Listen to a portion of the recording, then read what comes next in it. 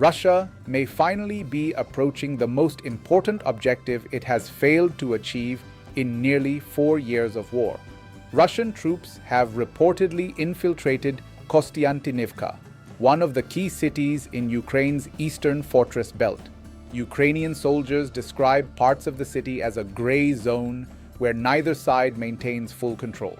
Small Russian assault groups have reportedly appeared behind Ukrainian positions, creating confusion and stretching defenses. If Moscow captures Kostyantynivka, the consequences could extend far beyond one city. Because Kostyantynivka is not just another point on the map. It is one of the gates protecting the last major Ukrainian strongholds in Donetsk Oblast. And for Vladimir Putin, the battle unfolding there may represent his best chance yet to claim a meaningful victory in the war. But the real story is not whether Russian troops have entered the city. The real story is why this battle matters so much, what it reveals about Russia's evolving strategy, and whether it could change the trajectory of the war.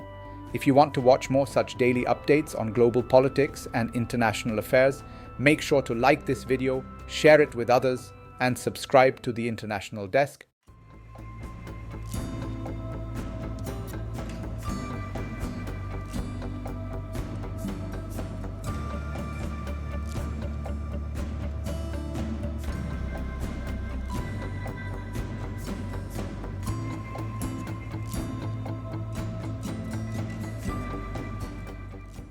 To understand that, we need some context. Ukraine's so-called fortress belt is a chain of heavily defended urban centers stretching across northern Donetsk.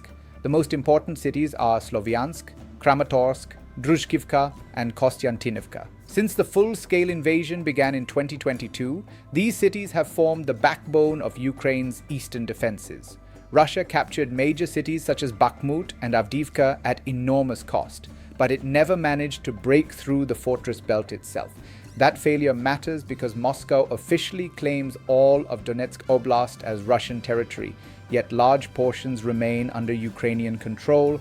As long as the fortress belt holds, Russia cannot fully achieve one of its central war objectives. And that brings us to the first major revelation. The battle for Kostyantynivka is not really about capturing a city. It is about collapsing an entire defensive system. For months, Russian forces have avoided costly frontal assaults whenever possible.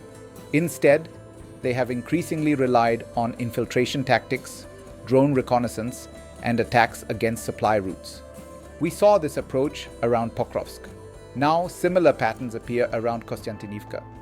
Rather than storming the city head-on, Russian forces are attempting to penetrate weak points, move behind defensive positions, and create multiple pressure points simultaneously.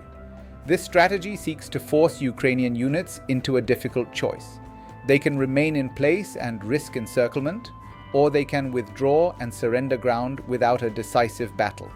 Military history shows that supply lines often matter more than city centers. An army cut off from ammunition, fuel, and reinforcements rarely holds out for long. That explains why Russian forces appear focused on flanking operations around Kostyantynivka rather than simply attacking every block.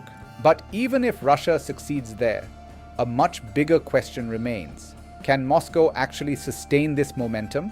That leads directly to the second revelation. Russia may be advancing, but it is still paying an enormous price for every kilometer. Much of the discussion around the war focuses on maps. Small Russian advances create headlines.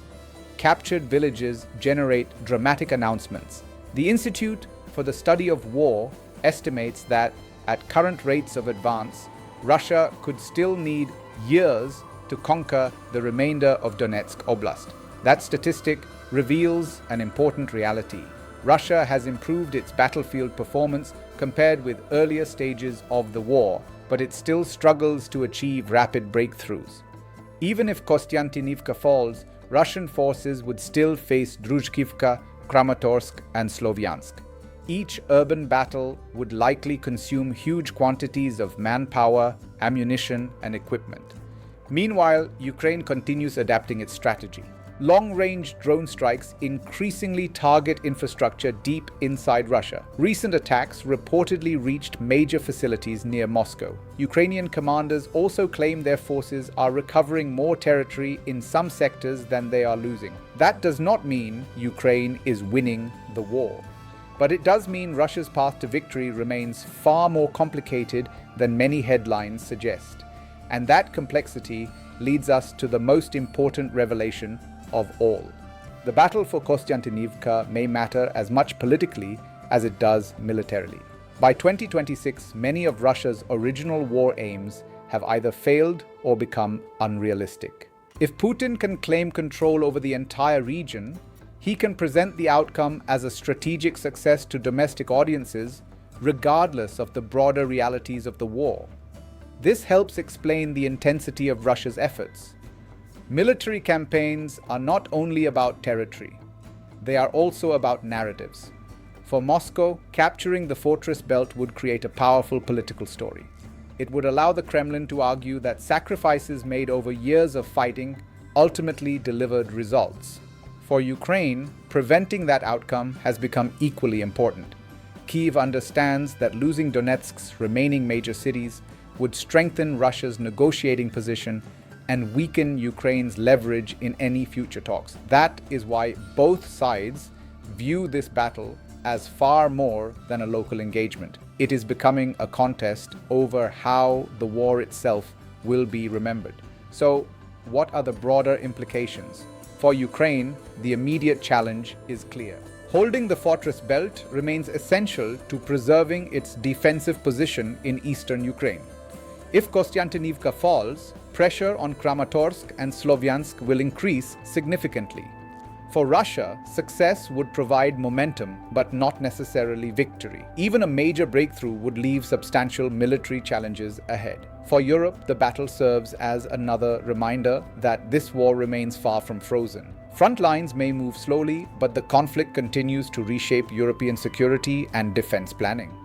For the United States and NATO, developments around Kostyantynivka reinforce the importance of sustained military support if Western governments want Ukraine to maintain its defensive capabilities. And for the rest of the world, the battle highlights a broader lesson. Modern wars are often decided less by dramatic offensives and more by endurance.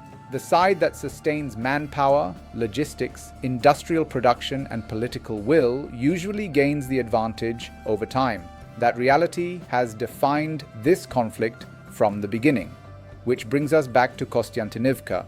The city may look like just another battlefield on a map of eastern Ukraine. In reality, it has become a test of whether Russia can finally convert years of grinding advances into a strategic breakthrough, or whether Ukraine can once again turn a threatened collapse into another stubborn defense. Because the fate of one city could determine whether Putin's biggest remaining war objective moves closer than ever before.